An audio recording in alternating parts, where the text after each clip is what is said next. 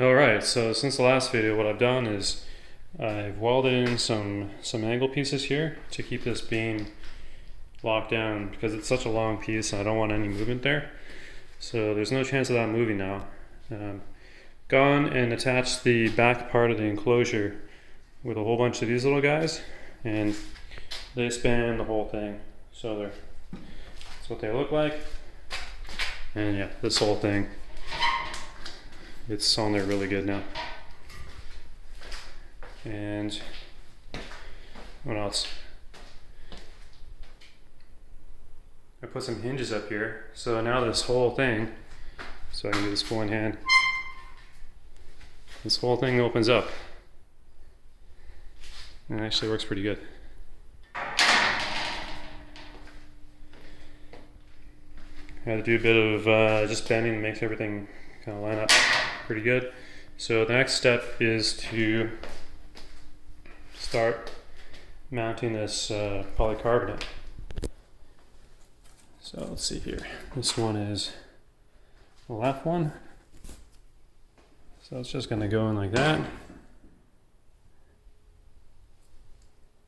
And what I think I might do on the edges is see what I can do with cleaning them up. So I tried flame treating the edge. So that's what it looks like. This is like the rough cut. It's very dull and stuff. So it actually does work on polycarbonate, but I'll have to sand it for sure. And I might even try doing it on the grinder. So let's see here. I think my finest wheel is 120. So yeah, I might see if that could work. Yeah, I might take off it a little too quickly, but I could use the orbital, random orbital one too. These things always just fly off, so yeah. So gonna attach that stuff, and I'm gonna use a whole bunch of these stainless steel, I think they're M4, and go directly, let me put that down. Put that down somewhere better.